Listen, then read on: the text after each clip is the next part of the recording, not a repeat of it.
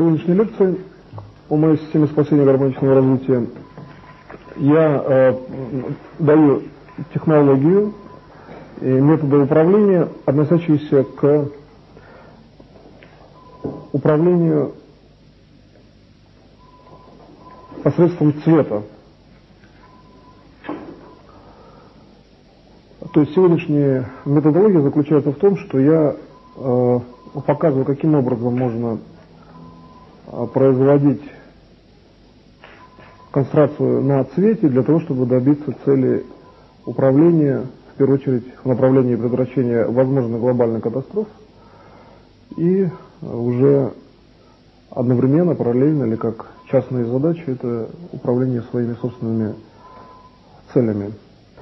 Первостепенное значение имеет то, что для того, чтобы управлять посредством цвета, необходимо прежде всего соблюдать некие принципы управления, связанные с таким аспектом, вообще говоря, как цвет восприятия. Значит, здесь в первую очередь необходимо все-таки минимизировать количество управляющих цветов. Это как достаточно принципиальный вариант для управления именно с высокой скоростью. Если у вас есть возможность по времени более длительная, тогда можно заниматься управлением через перебор цветов. А в первичном импульсе управления все-таки желательно управлять через минимальное количество цветов как бы в первом импульсе. То есть если я даю технологию управления через цвет по определенным уровням, следовательно, речь идет о том, что управление подразделяется на первичный импульс, то есть то, что делает управление быстрым и как бы сразу доступным и сразу действующим. В этом случае, если даже логически представить, что надо как бы вспоминать большое количество цветов, то за счет вспоминания уже идет утеря по времени. Следовательно, это просто принцип оптимизации. И следующий уровень заключается в том, что цвет, как характеристика сознания или как характеристика восприятия, вообще говоря, может выражаться бесходящим статусом. Просто есть цвет и все. Следовательно, надо учитывать, что даже в ограниченных системах управления понятие цвета с точки зрения логического уровня сознания подразумевает наличие передачи этого цвета на, например, соседнюю область. То есть, если вы в восприятии фиксируете какой-то цвет, предположим, я могу взять предположим, синий цвет и выделить просто этот цвет восприятия, то ясно, что выделенная область начинает светить как бы по законам логическим. Вообще, работа, предположим, лампочки цвет начинает светить во внешнее пространство. Следовательно, надо здесь знать, что в управлении этот эффект привыкания к распространимости цвета работает так же. Поэтому, когда вы выделяете фракции цвета, обратите внимание, что они в определенных уровнях могут взаимопересекаться, что может быть также элементом, кстати, управления. И в связи с этим просто будьте повнимательнее в момент управления к тому, что такой элемент существует, и он является в том числе управляющим элементом. Собственно говоря, не как метод управления, но этот эффект влияет на управление. Если вы выделяете белый цвет и синий, то в промежутке могут организовываться, например, какие-то голубоватые, серебристые оттенки. А если вы зададите скоростную характеристику, то могут быть выделены вообще другие, предположим, определенные цвета, которые вообще именно как бы характеризуют скорость взаимодействия двух стационарных, например, уровней цвета. Поэтому здесь надо просто быть внимательнее к тому, что в работе с цветом возникают такие как бы характеристики, которые характеризуют именно неограниченность, что ли, распространимости цвета, как света, так скажем. И следующая характеристика — это место проведения работ для работы с цветом. Здесь может быть как пространство восприятия ваше, так и то, что на управление посредством цвета может влиять внешний цвет физического пространства. То есть, если вы выделяете пространство восприятия и работаете в пределах пространства восприятия, вы должны тогда выделять это пространство совершенно конкретно. То есть, в принципе, может быть, даже не контурно, но более жестко для внутреннего уровня, как бы для уровня души, духа, выделять именно жесткий уровень в пространстве. Можно, в общем-то, выделить такой термин, как почти как физическое пространство. То есть по уровню реагентности, оно на уровне как бы системы, что ли, фиксации, внутренней фиксации. Так как вы дифференцируете физическое пространство на уровне информации, это близко к системе фиксации, системы. Причем это не обязательно, что это всегда, но в основном. Можно, конечно, работать в пространстве восприятия, где такой жесткой фиксации нет, но лучше сразу работать в системе жесткой фиксации, и именно по как бы весовой, что ли, характеристике, это почти как физическое. Примерно так мы определим систему. И если, например, определить уровень восприятия, да, то есть свет, который там, создает свет, то с точки зрения более глубокого уровня, что ли, анализа, дифференциации информации, ведь именно как бы некое изначальное свечение создает физический уровень.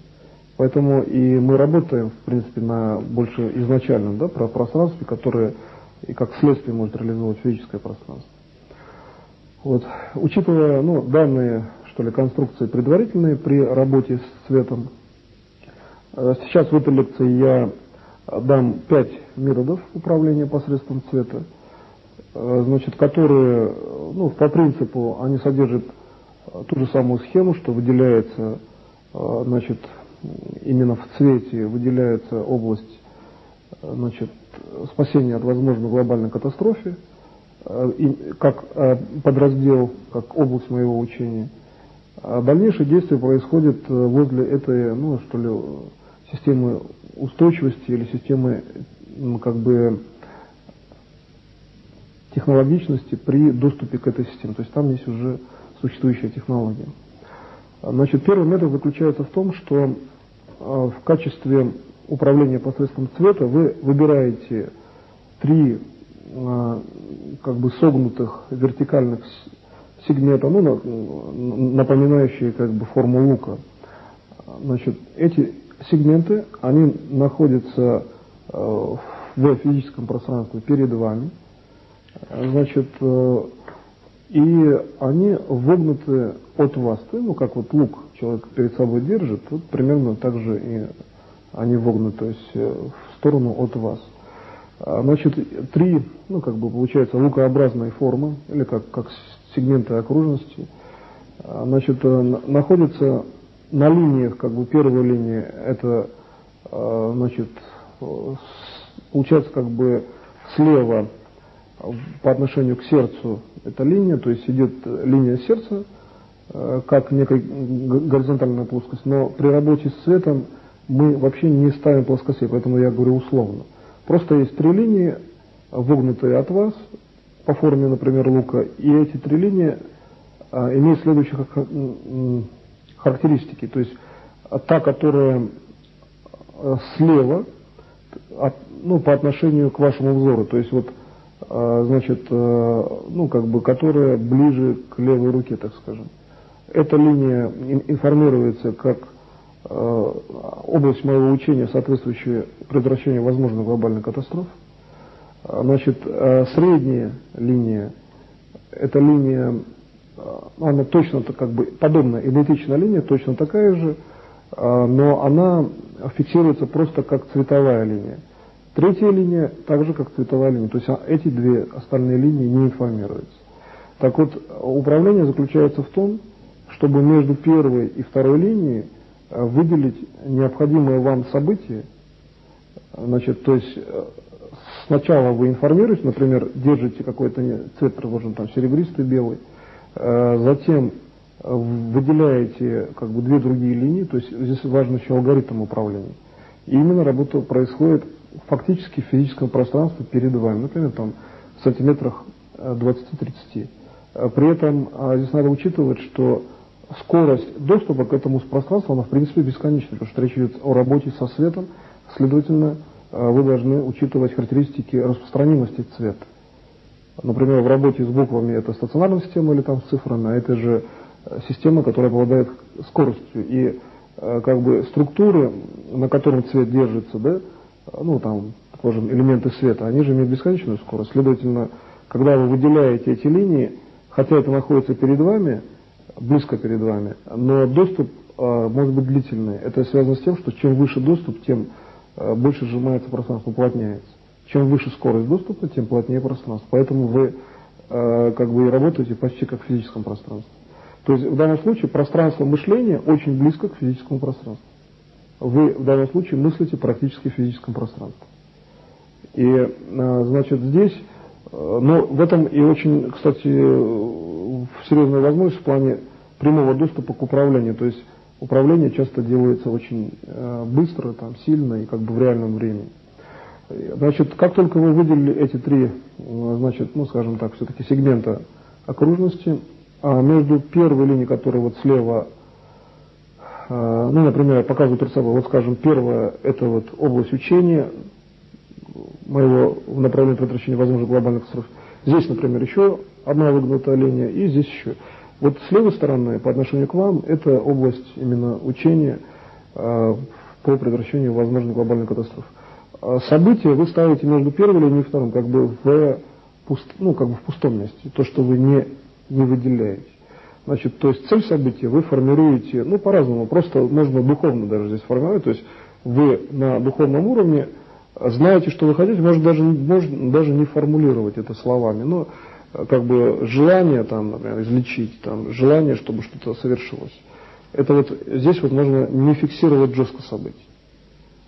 Но в дальнейшем нужно зафиксировать все-таки либо оптическую форму, либо как-то более точно сформулировать, потому что между как бы второй изогнутой областью и третьей вы помещаете то же самое, то есть делаете подобную систему. Весь цикл управления заключается в том, что когда вы построили первую систему управления, вы должны начинать насыщать цветом уже вот эти изогнутые сегменты окружности. Значит, насыщение цветом можно делать произвольно, но главное, чтобы цвет был светлый по возможности, чтобы избегать темных тонов. Ну, предположим, там, скажем так, для, значит, ну, восстановления, там, предположим, просто я пример приведу, там, предположим, для восстановления функции позвоночника, если есть, ну, какие-то проблемы, там, просто именно в позвоночнике, возьмем такой, собственно говоря, диагноз, как остеохондроз, тогда левая область насыщается, ну, там, например, серебристым цветом, это соответствует области учения, направления предотвращения возможных глобальных катастроф. В середине, где вы формируете саму задачу, да, восстановления от остеохондроза, вы просто вводите эту информацию как бы в пространство и ничего не насыщаете. То есть область управления заключается в том, что вы не фиксируете изначально ничего, кроме того, что вы имеете в виде желания в душе, да, или в духе, то есть в логике. То есть это находится внутри вас, то, что вы перекладываете сюда. Здесь вы ничего между двумя дугами не ставите. Но вы считаете, что информация находится здесь. Дальше вы начинаете ставить следующий цвет, любой. Допустим, я могу поставить там синий цвет. И вот третий цвет, он является именно управляющим фактором, как бы фактором динамичного управления. И заключается в том, что вы берете, что вы поставили между первой и второй дугой, вкладываете как бы между второй и третьей дугой фактически. Как только вы вложили и зафиксировали сознание, вот здесь начинается, если только еще нужно будет, а то процесс цикла управления заканчивается может часто в том, что вы просто это сделали, управление совершилось. Но если вы видите, что управление надо как бы, ну, развивать, то есть дальнейший делать цикл, тогда вы начинаете искать цвет третьей дуги. То есть первые две дуги можно зафиксировать, а третий сегмент, скажем, окружность или дугу, я уже называю дугой, например, обратите внимание, я меняю характеристики названия лук, да, там дуга, сегмент окружности, это я делаю специально. В структуре управления через цвет лучше использовать как бы разные системы, может быть, даже в терминологии доступа. Потому что динамика высокая, следовательно, надо иногда менять статичные системы опознавательные. Значит, но они означают то же самое. И вот когда вы, предположим, назовем уже дугой, значит, начинаете варьировать, вы получаете контроль за управлением и отслеживаете контроль именно в первую область, в первичной. Вторая подобная система, она просто подобная, и вы, в принципе, ею не занимаетесь. Так вот, для чего нужно, я сказал, что может быть между первым сегментом окружности и вторым выделять, например, именно по возможности все-таки какую-то, может быть, даже жесткую форму, там, предложим, форму капли цвета, да? Потому что создать подобную систему надо либо четко понимая на духовном уровне, что это есть подобная система, как бы перенеся, просто вы считаете, что здесь подобная система и больше этим не занимаетесь. Между вторым и третьим уровнем, да? Или же тогда выделить фракции света, или просто там, если это речь идет об остеохондрозии, тогда в данном случае вот я просто считаю, что должно быть излечение от остеохондроза, просто даже в данном случае, например, там, универсальная система, не обязательно конкретный человек. И насыщая, перекладывая эту информацию между второй и третьей дугой, всего лишь навсего там придает, положим, зеленый цвет. И все, я вижу, что диагностика показывает, вот здесь принцип диагностики заключается в том, что эти дуги начинают выгибаться и переходить больше в плоскостную, более объемную фазу. Тогда вы можете диагностировать достижение управления. И варьируя в правой части там зеленый цвет по интенсивности, может быть, я там могу добавить каких-то оттенков, просто распределить как бы первый принцип минимально, достигает первичной цели управления, второй принцип может детализировать. Там верхняя часть дуги зеленая, средняя там, например, там какая-то голубовато-серебристая, нижняя, может быть, вообще розовая там, и так далее. И вы получаете принцип полного выравнивания этих дуг, то есть у вас остаются вертикальные отрезки. Следовательно, цель в этой итерации она реализовалась. Дальнейший вариант, либо вы, например, формулируете цель и вводите ее, может быть, немножко по-другому, то есть не как духовную фракцию понимания, что здесь цель, а вводите, может быть, даже в виде цвета. То есть можно насытить промежуток тоже цветом и считать, что цель управления – это тоже цвет. То есть управление только через цвет. Тогда получается задача только лишь в том, чтобы промежуточную область выделить каким-то цветом. Например, я говорю, что там, как бы золотистого цвета между первой и второй дугой – это излечение от остеохондроза. Получается, между второй и третьей дугой тоже золотистый цвет должен быть, вот и все. То есть там вообще думать особенно не надо, просто делаете два золотистых уровня. И тогда управление просто заключается в реакции той дуги, которая справа. Таким образом, весь цикл управления заключается именно, вот здесь в первую очередь важно соблюдать алгоритм, что выделяется практически ряд своеобразных дуг, 3 перед вами, левый информирует, с какого свечения предотвращение возможной глобальной катастрофы, и, в принципе, последовательно дальше можно уже ставить, вообще говоря, цель управления сразу же. Бывает так, что стоит только выделить первичный сегмент цели, сразу же происходит управление. То есть остальные можно уже не придавать цвет, просто потому что управление реализовано. И данный принцип управления с точки зрения устройства системы мира заключается в том, что существует подобный элемент какой-либо по отношению к любой системе, и то, что подобный элемент, как нейтральная система в определенной комбинации событий, является тоже управляющим уровнем. То есть подобная система здесь выделена все-таки как средство управления, поэтому в данном случае это видно как закон управления. Следующий метод управления заключается в том, что вы, вообще говоря, делаете, в принципе, то же самое, единственное, в отличие от дуг, которые перед вами стояли, вы выделяете своеобразные, тоже немножко вогнутые от вас щиты, как сегменты сфер уже. То есть первый щит, он меньшего размера, второй там большего, и третий, он самый большой. Вот самый дальний от вас щит, сегмент сферы, это есть область моего учения, соответствующая предотвращению возможной глобальной катастрофы.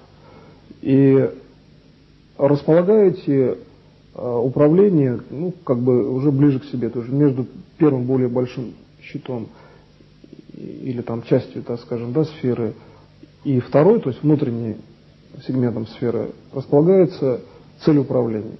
А вот в данном случае цель управления, в принципе, можно рассматривать более конкретно, более жестко и более сжато, как, например, некий отрезок световой, соединяющий центр или там какую-то часть первого щита и второго.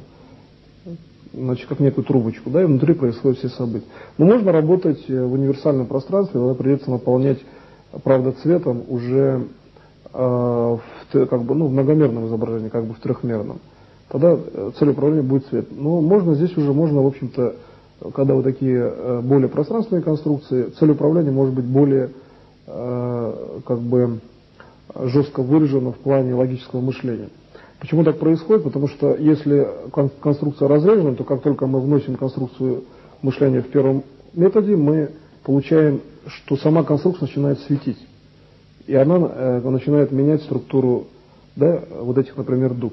Когда мы выбираем полусферу, мы делаем более большой объем информации, тогда мы можем больше высвечивать систему управления. Здесь важно, как работать, что ли, с двумя фонариками, делать так, чтобы конструкция событий не высвечивала там сильно на вашем восприятии, в общем-то, свет этого щита.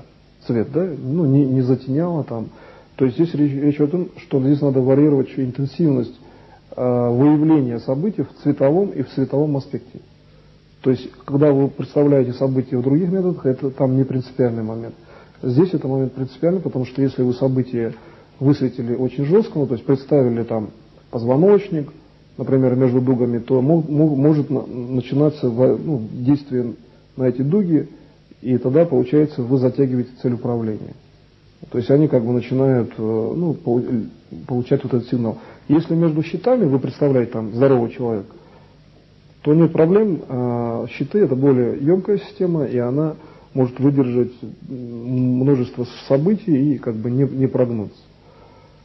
Значит, соответственно, ближе, между внутренним щитом и более близким к вам, вы просто ставите то же самое событие, и управление совершается, путем смены цвета более близкого к вам щита, более близкого к вам вот этого сегмента сферы.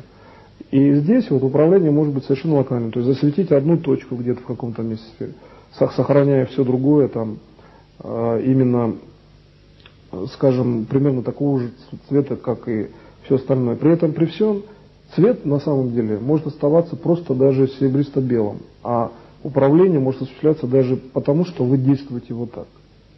То есть смены цвета можно содержать примерно один моноцвет, но так как вы так расставили цвет и пользуетесь законами управления через цветовую систему, вы получаете управление.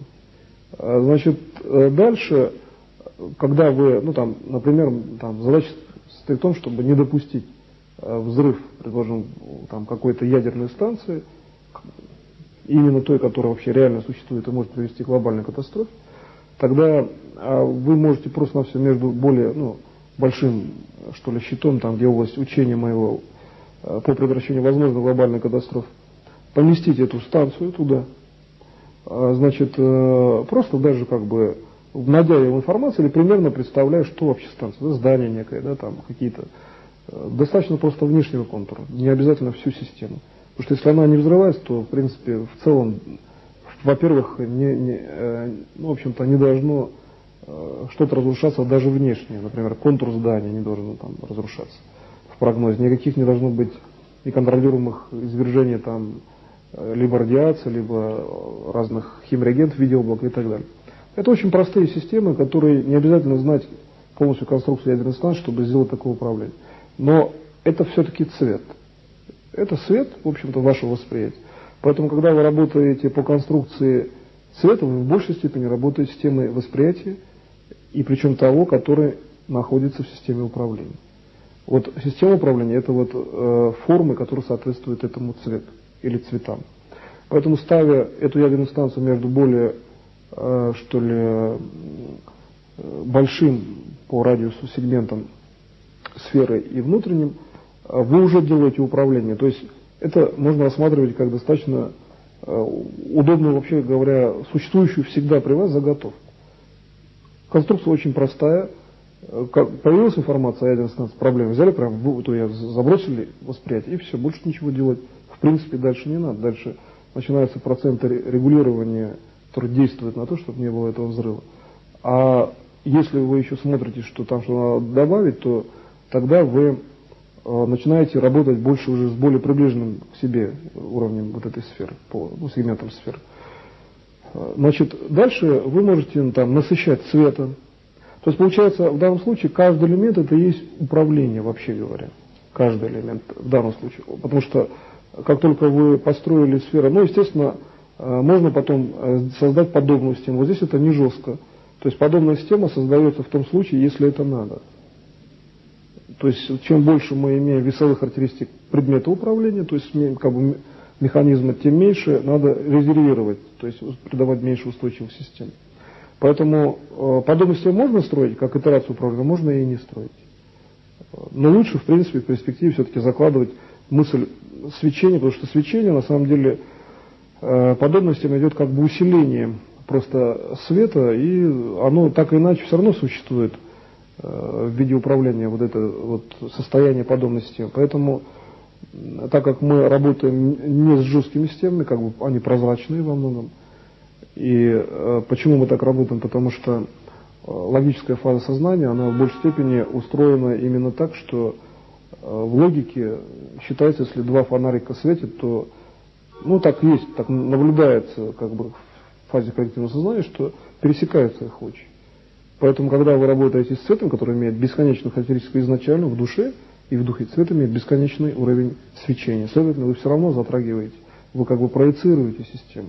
Поэтому лучше, чтобы следующая итерация была контролируемой. Еще вот почему делается по возможности обязательное создание подобных систем. Потому что это и уровень устойчивости, и уровень, вообще говоря, контроля. Вы знаете, как распространяется свет. Вот вы построили следующую станцию здесь, это ваше уже волевое управление. И поэтому как бы ясно, что у вас этот цвет, он не бесконтрольно развивается. А дальше душа и дух работают так. Там другие законы оптического распределения информации, нежели там в логике, да, в физическом мире.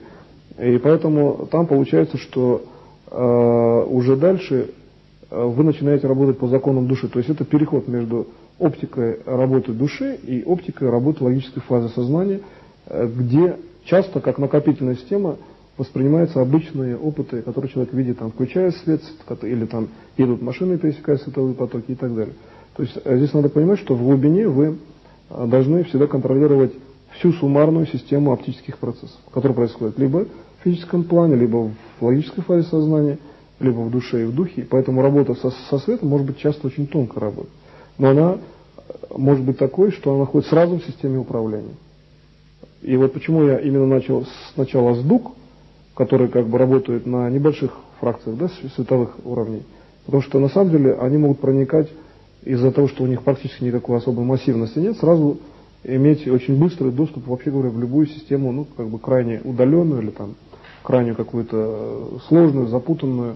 Как только мы создаем большие массивы, то они имеют специфику для управления какими-то конкретными процессами. И поэтому при управлении через цвет, по возможности, находите класс управляющей системы, то есть распределяйте, что в этот момент лучше. Или быстрый доступ, или все-таки как бы интенсивность управления. Вот вы зафиксировали ядерную станцию 2 раза, там несколько секунд подержали восприятие, тогда лучше нам на больших массивах держать. И здесь можно еще поработать с контуром ядерной станции и так далее. Плюс внешний щит это все равно как бы пульт некое управления, вы можете засвечивать какие-то позиции, но даже не как пульт, а вы со своим сознанием высвечиваете некие точки, там области, можете строить возле этого более близкого щита, по возможности не затрагивая предшествующие два, можете строить управление за счет около цветовых областей. То есть вот есть цвет ближайшего щита, например, там выберите, какой вам нужно, да. Лучше вообще в управлении цветом работать в большей степени сначала на таком как бы нейтрально-серебристо-белом цвете, стараясь достичь цели управления, только потом все-таки начинать производить окрашивание. То есть здесь принцип минимизации оптимальности вот в этих двух методах. Значит, дальше, работая со щитом, можно просто-навсего, так как вы знаете, что высвечивать точку управления на щите можно не прямо вот в щите, а просто за счет того, что вы взяли, там, засветили, там, например, какую-либо область, например, взяли фиолетовую область, засветили, и фиолетовая область дает точку управления, проецируется, получается синяя точка управления. Не обязательно, что она будет фиолетовая. То есть как бы около цветовыми областями можно работать.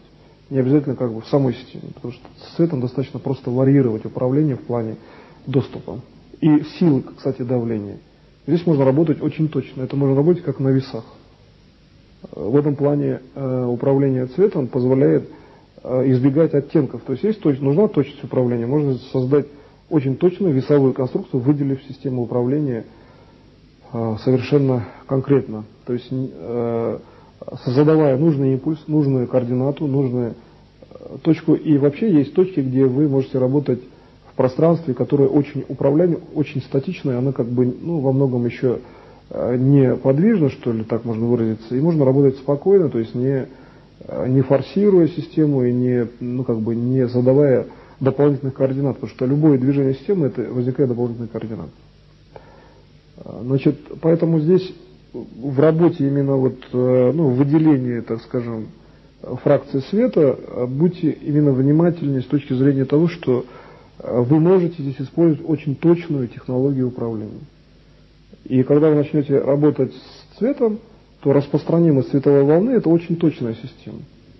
Она имеет, просто цвет, он всегда имеет максимальный принцип входа в систему. Это связано с тем, что в логике понятие цвета, он не имеет, вообще говоря, жестких координат. Это основная характеристика. Поэтому логическая фаза перерастает ближе всего к духовной фазе, где дух бесконечен. Следовательно, работая цветом, вы сразу попадаете в систему, в общем-то, максимального доступа. А максимальный доступ – это в том числе и контролируемость управления, потому что максимальный доступ фактически это система все-таки, которая, в принципе, она обозначает, что есть как контролируемость, так и средства доступа все-таки. Поэтому, в принципе, здесь ситуация такова, что если мы, например, делаем управление через цвет, то там характеристики управляемости заключены в функциях возможности, что ли, самого цвета, который как бы является стыкующей точкой, в данном случае, оптических систем духа и логики, то есть сознания. Следующий метод заключается в том, это уже третий метод, что вы выделяете цель управления просто любым цветом. Наиболее такой, с первого взгляда простой и доступный метод, всего лишь навсего надо взять и сразу же назначить какой-то цвет цели управления. И следующая итерация заключается в том, что в левой части выделенного поля управления, именно по отношению к вам слева это будет. То есть, если вы смотрите на объект управления, это слева, то есть по отношению к левому плечу, к сердцу. То есть вы выделяете примерно половину области управления, и эту область определяете как область моего учения в направлении предотвращения возможной глобальной катастрофы. И если в том случае во втором методе область учения это тот большой щит, который дальше от вас, то высвечивание вообще структуры учения, там работают ученики, работают последователи, уже идет предотвращение возможной глобальной катастрофы, потому что там просто есть технологии, которые знают эту систему. И их свет на самом деле просто-навсего делает так, что не происходит катастрофа. А дальше следующая часть справа, это то, что называется вашим уже частным управлением. То, что мы сейчас я назвал, называем это, можно назвать частным управлением, в данной области, когда вы строите область управления перед собой в виде некого цветового пятна, в общем-то, значит, вы выделяете в первом спектре слева область, которая соответствует учению, в направлении предотвращения возможных глобальных катастроф, выделяете рельеф, некая такая поверхность, предположим, похожая на то, что существует система неких выпуклостей в область конусообразного, что ли, развития по отношению к вам, да, и выделяете рельеф, находите более маленькую область максимального свечения. Все-таки здесь управление заключается в том, что вы в восприятии, в чем здесь заключается именно смысл тонкости управления, вы выделяете как область, максимально она должна быть высвечена слева, область учения моего по предотвращению возможных глобальных катастроф, справа выделяете область частных задач, при этом частного уровня событий, при этом вы выделяете в области учения все-таки максимально светящаяся точка. В большей части она как бы выше, ближе к вам. А в правой части управления вы выделяете, кстати говоря, здесь можно просто выделить область просто моей информации, высветить в правой части. И всего лишь навсего выйти на область, просто информация там Григория Гробового, вот она как-то там выявлена в виде некой сферы, там, например, и выявить цель управления как бы так, чтобы от моей области также было, соединить их, вот и все. То есть идет соединение путем, определенной компоненты, что ли, свечения. То есть технология, которые, например, я могу применить, да, по задаче, она одновременно здесь может сразу же действовать на управление. И дальше уже вы выделяете в этом спектре, в общем-то, можно так сказать, более, что ли, может быть, какой-то частный круг задач, который еще сохраняется после того, как вы делаете первое действие, как я сказал, да, вы выделяете в области учения именно максимально светящиеся компоненты, да.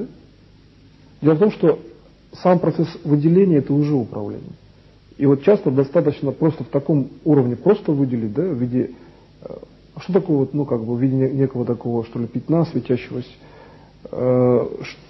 Цель управления здесь может быть совершенно разная. Это могут быть самые различные события, могут быть макрособытия, какие-то там политические, региональные. То есть здесь вот именно можно работать как с картой, с атласом, да, неким событий. Может быть, конечно, как система лечения, тогда получается, что просто-навсего сам человек, он должен быть выявлен, может быть, в виде просто контура, просто физического тела, который находится за некой такой линзой, да, вот именно световой линзой. Работа в первую часть, как я уже сказал, идет серебристо все-таки белым цветом. То есть здесь я показываю, что обычный принцип оптимизации, да, сначала работа идет лучше всего на каком-то одном уровне. Там, может быть, просто белым цветом, серебристый оттенок. Это очень важно. Серебристый это придает динамику белому цвету. И вы получаете вместо, например, скорости движения автомашины, если просто белый цвет, да, получаете космическую скорость. Примерно такие соотношения, если добавлять только оттенок серебристости. А часто соотношение вообще не сравнимо, потому что между белым и серебристым находится основная концентрация управления. Между. Вам не надо искать источник, вам достаточно только определить уровень приложения источника. Принцип такой, если включается телевизор, не обязательно знать всю схему телевизора. Вообще принципы работы телевизора. Здесь вот такой же принцип используется. Если хотите знать схему работы, нет проблем, тогда вводите между серебристым и белым, рассмотрите сетку управления, посмотрите, как вообще организуется энергия управления, да? Как организуется, введем такое понятие, как информация управления, как вообще она растет. Вы же воспринимаете весь мир реальность в виде цветовых систем, света, цветов. Следовательно, в эту систему заложено также и то, что мы получаем цвет или свет. Мы получаем информацию в оптическом варианте, воспринимается именно как цвет или свет. Следовательно, здесь можно работать с очень глубокими системами мира. В общем-то, в простых понятиях. Дальше, следующий элемент заключается в том, что именно макродоступ, идеологическая цель спасения всех, дает всегда очень высокую концентрацию в целевых системах управления. И поэтому здесь задача заключается в том, что можно ввести еще, кроме того, что вы уже видите, что предотвращение возможной глобальной катастрофы уже произошло, с точки зрения развития спектра света, тогда можно ввести параметр спасения лично каждого, параметр того, чтобы не допустить вообще какой-либо даже мелкой локальной катастрофы, когда уже остается время, возможность и так далее. И потому что здесь существует так, можно управлять по цели того же излечения, выдерживая только план предотвращения макрокатастрофы, закладывая в излечение этот же план. То есть вы, получается, лечите, а делаете все равно одну и ту же работу, чтобы не допустить глобальной катастрофы и обеспечить вечное гармоничное развитие. Но когда вы видите, что вы цикл закончили, можно делать некое сканирование пространства, что ли, времени, цвет, который изложен тоже в цветовой форме, в неком варианте горизонтального, что ли, уровня цвета, и находить, что вообще в прогнозе может быть, что можно предотвратить. То есть здесь достаточно хороший инструмент по именно вот уровню, что ли, еще и дополнительно получения, сканирования информации от выявленной как бы вами области. Вы взяли за этой некой линзой, там, пятном световым. Почему я говорю, лучше воспринимать не сразу, как все-таки, как я сказал, как световое пятно просто. Просто световое пятно. Не надо детализировать, не надо по возможности там синхронизировать с какими-то там с фарами, с известными системами. Не надо. Это цветовое просто пятно. Как будто вот, ну, как пластинка цветовая. Она, кстати, находится как раз на уровне как бы границы восприятия, вот, именно по доступу к цвету, где-то примерно возле так тела. И как только вы высвечиваете пятно, вы как бы включаете на самом деле все системы свои управляющие. Поэтому если вы по-другому находите, вы можете подходить в частном порядке. То есть выделили пятно, разделили там на две части, сделали управление, в частном порядке нашли детали. Можно, я сказал, не только высвечивать, да, с точки зрения управления, высвечивать частную задачу, можно подключаться напрямую к информации просто моей, ну там, как я сказал, там информация Григория Гробового. И затем ситуация здесь такова, что если вы в первой итерации цветом серебристо-белым, ну, управление считаете нужно продолжить, тогда начинаете строить цветовые гаммы. То есть левую часть можно окрасить одним цветом, там, правую другим. То есть вот выбор цветов остается на ваше усмотрение. Здесь важным уровнем вообще реальности управления является то, что вообще находится вне этого цветового пятна. Так вот, вне этого цветового пятна в первую очередь находится физическая реальность. Поэтому если вы, значит, то есть это даже, ну, как бы не пространство мышления, это не как бы, даже уровень, например, который может как бы, ну, характеризоваться, предположим, там наиболее близкий, что ли, в этих конструкциях, как уровень, где действует дух, то есть действие духа. Даже не сам дух, а действие. Это тоже близок он к физической реальности, но это немножко дальше уже. А вот стоит вам только за эти границы выйти, можно попасть сразу в систему управления. Поэтому если это, ну там, конкретно там, на физический какой-то объект, если это там цветовое пятно приблизить там, да, к физическому телу человека, как бы в пространстве уже восприятия, вы работаете сразу в физическом теле человека. И если потом уже ну, как бы контролировать этот процесс, то можно видеть, что ваши мысли, в данном случае, или там ваше управление, за счет духовной там, или мыслительной формы управления, сразу же, например, строит клетки. И это ну, там, восстанавливает, да, например, и это часто воспринимается как очень прямой. Если вы хотите, вы можете выйти как бы по нагрузочной волне, там есть такая система восприятия от сердца, как бы начинает возникать так, вертикальная система, которая ощущается как, ну, своеобразная нагрузочная именно система, что там, и если в нее посмотреться, там идет очень сильный перебор разных цветов, то есть некий такой вихрь, составленный из систем образования цвета. И если пойти более дальше, как бы, да, восприятие, можно найти систему, которая находится еще до образования как бы, информации, цвета. Она выглядит в большей степени как сначала статичный цвет, потом как динамичный. То есть статичный очень большой цвет. Значит, и вот как бы большой по объему он воспринимается как большой. Хотя в вашем восприятии вы можете видеть сегменты, но понимать, что этот означает очень большой сегмент. То есть вот большой не как на физическом уровне. Понятие большой, там может быть маленький, с размером с диктофон сегмент, но он означает практически все пространство восприятия с точки зрения цвета. И поэтому понятие величины там как раз другое, оно личное. Ну, оно как бы универсально на самом деле. Как правило, ну, как раз вот по технологиям сегодняшних лекций, этих лекций, которые я читаю именно для распространения всем, там надо иметь универсальную систему восприятия. Так вот, универсальные там системы просто существуют во многих случаях. Просто существуют, и они, главное, чтобы они правильно передавались там в описании и так далее. Но они существуют как фракция вечного развития коллективного сознания, то есть вечного развития жизни. То есть все равно это синтезированные, как бы объединенные уровни, но они существуют жестко именно как известные формы и законы. Следующий уровень управления заключается в том, что вы выделяете внешнюю, то есть следующий метод, это четвертый метод, заключается в том, что вы выделяете внешнюю часть управления по отношению к цели управления.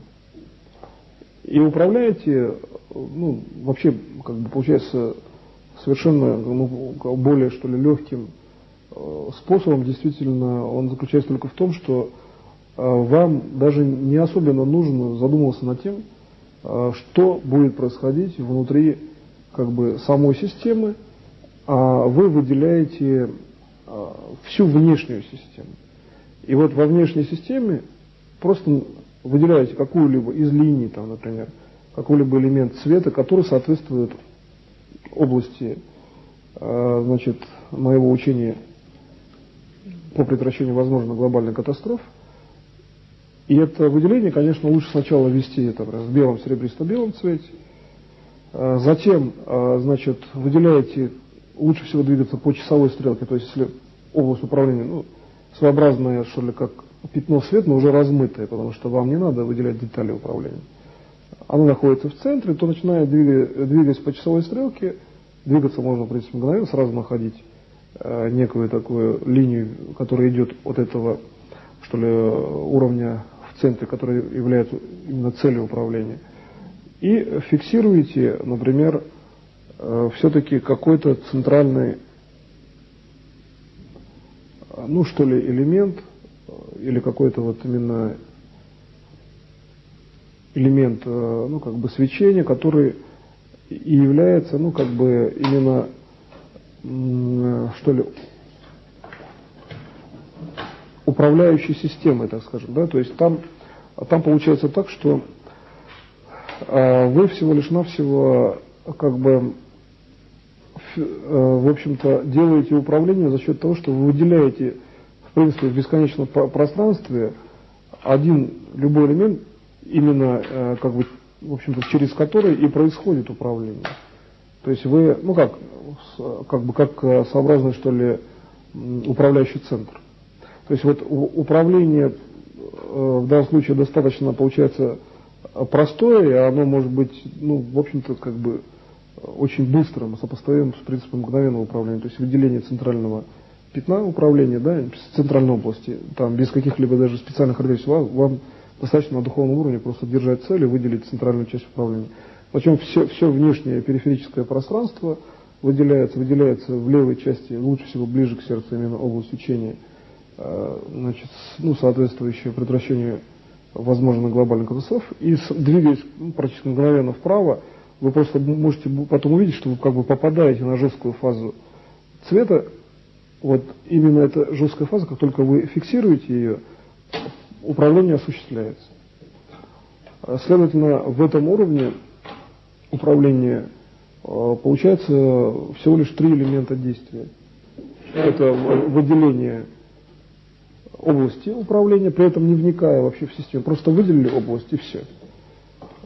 Значит, потом выделение именно цвета соответствующей области учения по предотвращению возможных глобальных катастроф, и следующее сразу же по часовой стрелке по отношению к вам. Это выделение управляющего центра. На всякий случай несколько раз, когда будете работать с этим методом, его повторите. То есть здесь есть такой элемент, что чем больше раз вы его повторяете, тем больше вы, что ли, быстрее по скорости находите прямой управляющий путь, где возникает как бы конусообразный принцип управления, как бы уже объемный, но можно делать не объемно, а именно как я сказал. Переход в многомерную область здесь осуществляется именно тем, что можно просто-навсего, зная эти принципы, да, находиться в своей форме, то есть ваша форма будет управляющей тогда. То есть всего лишь навсего самоощущение формы, признание этих принципов дает управление. Получается, что любая задача, которая к вам приходит, она решается. Даже вы можете особенно не обращать внимания, потому что ваша задача, в общем-то, зафиксировать всего две вещи. Как стрелки часов. Одна линия область учения соответствующей предотвращению возможных глобальных катастроф, область моего учения. И вторая линия — это то, что является, собственно говоря, именно как бы фиксацией, на что нужно обратить внимание, чтобы мгновенно совершилось управление. И как бы помня, собственно, так как вы всегда знаете собственную форму, любые вопросы, которые к вам обращаются, там, в телепатии, вы их решаете по вашим, что ли, целям, даже вот когда там спите и так далее. То есть это такая достаточно автономная система, что ли, от системы, что ли, постоянной концентрации за счет сознания. Но тем не менее эти методы управления можно проводить также в обычное там время, если система идет, речь идет о том, что идет коллективная концентрация сознания по специальным вопросам, законам, то, в общем-то, если делать концентрацию в оптической системе, то доступ может быть очень ярким. То есть вот коллективная фаза может засвечиваться очень быстро, сильно, потому что можно, в общем-то, определить и конкретные цвета по концентрациям. Если говорить, что это только там серебристо-белый или там белый, то, в принципе, коллективная фаза все равно выявляется очень быстро и очень плотно, ну, как бы емко, что ли. Там удельный вес высокий будет на единицу коллективного сознания. Поэтому, в принципе, хотя эта система, ну, я говорю, там работает даже когда человек может там спать, но, тем не менее, в общем-то, если работать в целевых там минутах, там, например, 2 минуты по прекращению возможных глобальных катастроф, предположим, с 10 часов утра до 10:02, из 22:00 до 22:02, там, просто работать с цветом, да, и работать там в серебристо-белом или там белом цвете, ясно, что мы тогда очень сильно засвечиваем именно этот план. То есть синхронность возникает очень высокая, потому что пользуемся, в принципе, по одной цели, примерно одним и тем же инструментом, хотя методы могут быть разные, конечно, но в конечном итоге цвет-то он один, вот в чем особенность. И даже если мы пользуемся всеми цветами, там, да, все равно их ограниченное количество, их пересечение, взаимопересечение все равно дает высокую концентрацию. То есть поэтому здесь надо понимать, что в коллективном плане работа в одно и то же время очень важна, если использовать вот информацию управления цветом. И по существу, ведь ваше управление, оно также происходит неким оптическим лучом, ну то есть цветом или светом. И поэтому надо быть внимательным, что многие вещи будут очень знакомы и понятны. Постарайтесь разобраться с системами управления, которые вот вы применяли по отношению к тому, как эта система выглядит по отношению к тому методу, или, ну, о котором я, например, рассказал. Следующий уровень управления, то есть 5-й метод, заключается в том, что вы, значит, выделяете пространство вокруг себя, то есть вокруг физического тела, значит, в виде такой, как бы, скажем так, светонасыщенной области, то есть как будто бы светит некий прожектор, и прям вот не то, что у нас светит откуда-то, а вот вы являетесь источником некого такого вот вертикального столба света. Значит, и вот этот как бы уровень света, ну, как будто вот, если так представить, вот, да, на уровне логического представления, что вот вы стоите на некой такой, ну, в каком-то бесконечном пространстве, и вот светит очень сильный свет, идет начиная с уровня ваших ног. Он светит вверх, вот векторно вверх. Значит, здесь ситуация такая, как бы вот дальше он имеет такое просто плотное свечение, выше уже к области плеча, и он как бы векторность особенно теряет. Вот векторность этого свечения находится от уровня как бы стоп и до уровня где-то вот, ну, там, плеч. А дальше идет просто уже там, собственно говоря, как такое фоновое свечение. Так вот, вот этой области внешнего свечения, эту область внешнего свечения надо обозначить как область моего учения по предотвращению возможной глобальной катастрофы. И добавить сюда, значит, по технологиям и задачам вечного развития. То есть здесь вот она будет более общая. Значит, и вот это вот внешнее свечение может быть сразу, кстати, выражено в каком-то более свойственном вам цвете. Здесь можно, в общем-то, не обязательно, ну, конечно, лучше ближе к светлому, ну, обязательно к светлому, белому, каким-то серебристым. Но могут быть сразу какие-то тона, в общем-то, здесь это не очень принципиально, какие-то вот в одном месте какой-то тон один. Не обязательно этот своеобразный столб представлять жестко, не как вот в цилиндре, а можно с одной стороны только представлять свечение. Но на духовном уровне знать, что это столб, как бы, который вас окутывает, да? То есть он бесконечен, то есть там нет, например, никаких ограничений сверху. Область цели, вообще говоря, управления ставится между вашим физическим телом и тем, как вот этот столб, как бы, ну, вокруг вас, где он, как бы, его границы начинаются. То есть это может быть там 20-25 сантиметров от тела. И вы ставите просто цель управления вот в этом промежутке где-то. При этом цель управления надо поставить лучше всего в виде цвета. Например, вы считаете, что там извлечение это такой-то цвет, вот в таком-то месте маленький, лучше начинать ставить слева, в отношении возле сердца. Значит, затем ваше следующее действие, вы взяли, ну, сообразно как бы лоскут цвета просто любого, который вот называется целью вашего управления. Там вы не работаете с системами по возможности проявленными на логической фазе.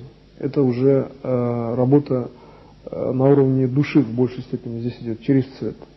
Значит, затем вы взяли этот, ну, сообразно лоскут цвета, да, и вы вывели уже логической фазой управления, ну, как волевой фазой, над головой, где-то вот дали бесконечные характеристики по реализации, то есть вывели вверх над головой, где есть интенсивность уже, ну, такая она высокая по цвету фундаментального плана там создателя, вот там начинается свечение, ну, которое имеет бесконечный уровень доступа в любой фазе. А потом взяли и быстро поставили назад. Вот где вы цель сформировали, вывели наверх и поставили обратно. То есть при этом часть информации у вас может как бы не доставать. Часть цели, вот здесь надо обратить внимание, что здесь происходит реализация, так как идет быстрый доступ в бесконечную область, вы можете, пока вы тащите этот кусочек цвета, он может как бы, ну, уменьшаться. То есть вы можете взять один объем, пока тянете, уже реализовалась цель, потом пока вывели наверх, он там фотон, ну, как бы сообразно фотон начинает разлетаться. Потом обратно поставили, он может быть не точно такой, но вы просто знаете, что даже одна точка такого цвета содержит вашу цель. Ну, своеобразно такой лоскут, который по краям еще может быть, ну, как бы уже не иметь четких контуров, да? Может вместо четырехугольника появится там какой-то, ну, например, круг. Или какая-то такая около этого форма. Поставили обратно на место и зафиксировали. Можно, в принципе, на место не ставить, если хотите, может только вывести наверх. То есть принцип этого управления заключается в том, что вы выводите на уровень управления по законам Создателя, законам там вечной жизни. И как бы ставите управление. А почему? Ну, вы задаете просто координаты управления. Основная здесь координата – это отношение по отношению к вам, по отношению к области вот именно моего учения. Вот именно там получается две компоненты: предотвращение возможной глобальной катастрофы и обеспечение системного гармоничного развития вечного. То есть это здесь будет именно такое вот свечение. Получается, вот, ну, например, там начинается свечение, идущая векторно вверх, потом она рассеивается, и вектора уже дальше нет. Значит, цель по отношению, ну, например, там, к телу, да, к вашему, там, какой-то лоскутик цвета может быть совсем маленьким. Он должен иметь конкретную, вы должны как бы увидеть место по отношению к этому столбу цвета и по отношению к себе. Вот здесь для осуществления цели управления важно зафиксировать все-таки координату быстрому, для того, чтобы быстро осуществить и точно. Вот точность осуществления цели заключается в том, что вы, ну, как бы внутренне оцениваете примерно месторасположение, как бы, ну, смотрите на внутреннем плане, где находится этот лоскут, запоминаете место. Дальше можете двигать просто вверх и все. А можно еще спустить обратно в это же место. Тогда это получается управление как бы без, ну, собственно говоря, без уровня следственных признаков. То есть, если смотреть извне, как бы вы управление осуществляется так, как бы если бы не было никакого влияния.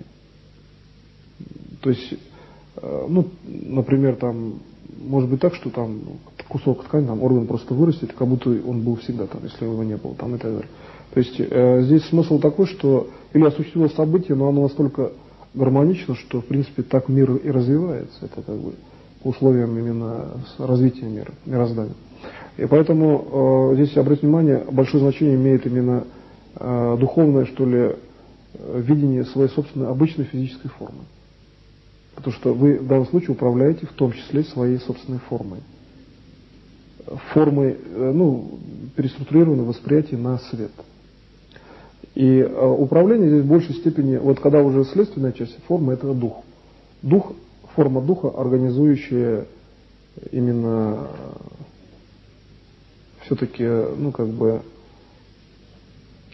в принципе, получается, что вы работаете в фазе, где дух организовывает тело, в общем-то. И это само по себе и есть принцип вечного управления, вечного развития тела, само по себе. И когда вы используете этот уровень, вы можете делать, вообще говоря, любое управление еще и потому, что структура вечности — это бесконечное управление, а если еще и бесконечный доступ от света, то получается, что любое событие может реализовать, вообще говоря, всегда, при точности, да, координатной системы. То есть точная, ну, как я, в общем-то, сказал, фиксация там расположения цели управления и так далее, и так далее. И просто цель же управления часто может быть, это просто некая одна точка на духовном плане. Всегда ясно, что подразумевается под целью. Или там можно, в конце концов, если там какая-то цель более, что ли, общая, тогда выделить границу так, что в цветовом некое, ну, может быть, похоже будет тогда в цветовом, что ли, ракурсе это событие больше будет похоже на, ну, как бы на медузу, что ли, внешняя граница более общей системы цели, внутренняя в этой медузе тоже такого белого цвета, еще какие-то и так далее. В конечном итоге можно какой-то сегмент этой медузы рассматривать как частное событие текущее или там, а потом эту медузу взять и переконвертировать в кусочек цвета. Ну, медуза в кавычках. Можно работать со сферами, можно, в общем-то, выделить просто кусочек луча и обозначить макроуровень, там, просто кусочек даже, можно просто отрезок выделить, но это уже жесткая система, локальная. Здесь надо быть внимательным, потому что если выделить отрезок, это может быть слишком сильное свечение на первичный импульс, потому что при работе с цветом важно, что вы уже работаете тоже цветом, и чтобы не искажался ваш уровень как бы, ну, координатной системы. Если вы выявляете именно жесткую форму отрезок, он может высвечивать сильно, векторно высвечивать. Поэтому можно делать, но тогда на каком-то или большом расстоянии, как в обычном там варианте оптического, логического уровня управления, или же работать с более общими системами. Вот как я сказал, как, типа медуза. Вот медуза, кстати, она же ведь часто и не видна, да, хотя, в общем, плавает близко к берегу. Там есть вот, физический принцип, там реализован так, что, ну, как бы, оптика, что ли, физическая система, она такова, что, как бы, медуза, вот, работает, ну, там, находится в среде, где цветовые системы разных сред, во-первых, выровнены бывает, во-вторых, собственно говоря, здесь такой еще существует принцип, что, ну, в самой, брать вот физический принцип существования медузы, сама среда там является, вот, вода, да, питательной средой для медузы, в то же время она, ну, как бы, как средство защиты, что ли, там, может менять цвет или иметь цвет воды. И здесь получается, что вот все-таки здесь надо проанализировать в результате вот сегодняшней лекции как бы свойства белого цвета. Вот свойство белого заключается в том, что они могут иметь специальные характеристики, ну, как, например, для медуз, да, как средство защиты. Прозрачность, может быть, если это белые, там, прозрачность. Белые, там, как система, которая позволяет разным цветам, ну, собственно говоря, проявляться, да, на фоне белого и так далее, и так далее.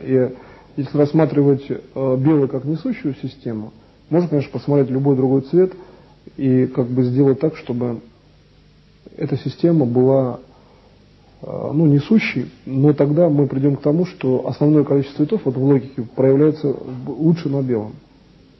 И получается, что нам в работе с цветом надо учитывать логические аспекты развития сознания, логические аспекты восприятия. И здесь, поэтому в первую очередь надо работать на белом, серебристо-белом, а дальше уже можно варьировать цветами, которые вам наиболее там, желательны. В перспективе для унификации управления по данным методам можно по определенным системам, ну, некоторые системы просто жестко зафиксировать. Например, сказать, что после белого, например, идет такая-то градация цветов.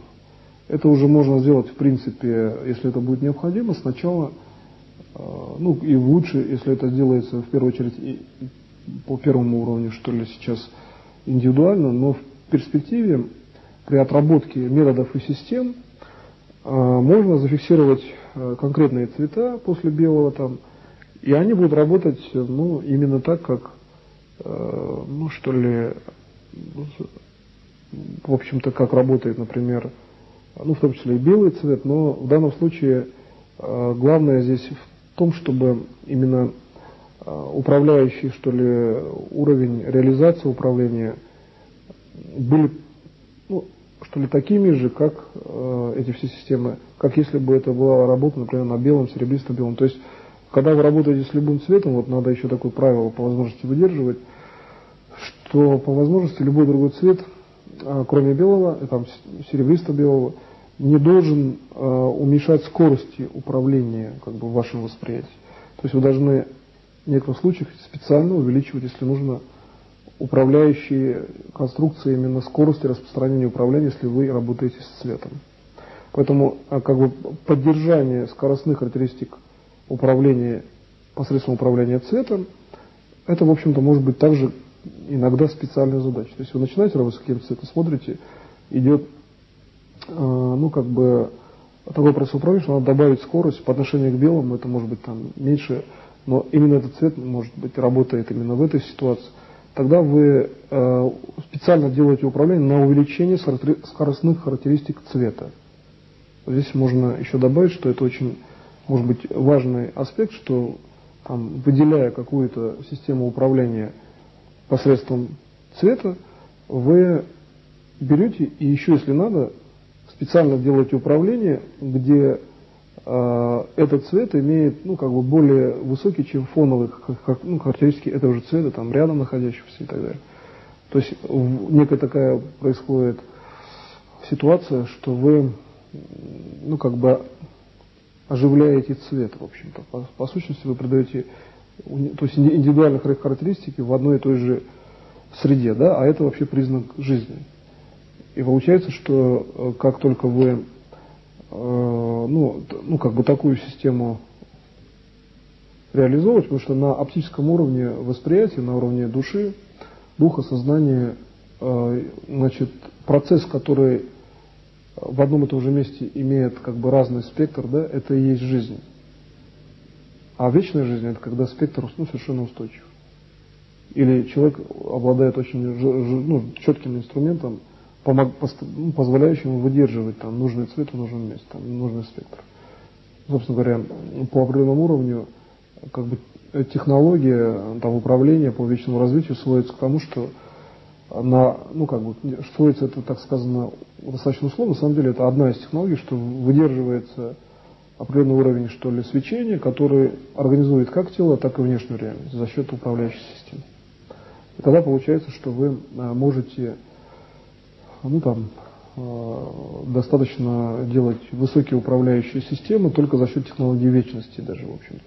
Поэтому здесь надо иметь в виду, что вот именно с этой точки зрения вечного развития возможность формировать как бы источник цвета, создавать ему специальную конструкцию по событийному плану и является именно как бы характеристикой жизни. Поэтому получается, что когда вы придаете разных скоростные характеристики в одном и том же месте, вы как бы оживляете систему.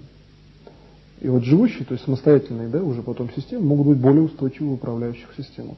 Поэтому еще работа с цветом, с этой точки зрения, она может приносить определенную, что ли, пользу, потому что можно создавать, ну, как бы оживленные самостоятельные системы, которые постоянно реализовывают цели вашего управления. Даже если вы один раз задали ее.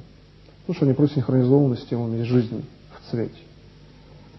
Вот на этом я заканчиваю именно изложение методов, 5 методов по управлению посредством цвета. Следующая часть это будет уже конкретное просто обсуждение результатов и просто анализ. Можем обсуждать какие-то темы, можно вопрос, можно просто темы. Сначала мы все-таки обсуждаем, вот именно когда мы вот этот курс лекций сейчас я провожу, речь идет о том, что обсуждаются все-таки темы именно такого плана, в большей степени, кто что захочет, тот и может обсуждать, да, или предлагать в виде темы, предположим, управления. Значит, после того, как этот цикл как бы в первом уровне, то есть прослушали именно вот в том числе и уровень обсуждений, дальше будет тренинг, связанный с тем, что уже будет идти, специальная отработка все-таки по конкретным методам. То есть сейчас мы идем все-таки на высокой скорости, и поэтому главное это освоить, в целом материал. Не, может быть, например, каждая следующая лекция, это не значит, что именно мы должны обсуждать цифры или там буквы. Но, конечно, это, в общем-то, иногда желательнее именно вот что-то обсуждать, чтобы касалось именно адаптации, что ли, полного уровня, в общем-то, представления материала так, чтобы, как я уже сказал, задачу, этот материал был полностью передаваем и при этом не возникало, может быть, каких-то многозначных трактовок там какого-то одного уровня. Поэтому, в принципе, так как иногда усложненный может быть материал, то, в общем-то, здесь может быть так, что достаточно бывает выписать, что ли, уже когда в виде методики эту систему и обозначить, собственно, те жесткие позиции, которые будут выполняться все время, и к этим позициям просто добавлять то, чтобы их унифицировало, то есть чтобы эти позиции были понятны, вообще говоря, для всех. Вот я поэтому считаю, что в большей степени, конечно, этой задачей надо заниматься постоянно. Лучше даже эти вопросы разбирать, на именно варианте лекционного разбора. Но это будет еще и отдельным уровнем после уже лекционной программы, когда каждый план он будет просто специально разбираться, и я буду говорить, что сделать для унификации. И в результате от работы системы на практике здесь еще будет, в общем-то, производиться определенное формирование, в том числе и возможных, в прогнозе систем реакции, то есть возможных вопросов, которые, в общем-то, люди могут уже потом не задать, если система будет просто отработана в прогнозном плане на возможные вопросы. А сейчас, в принципе, мы также будем просто обсуждать,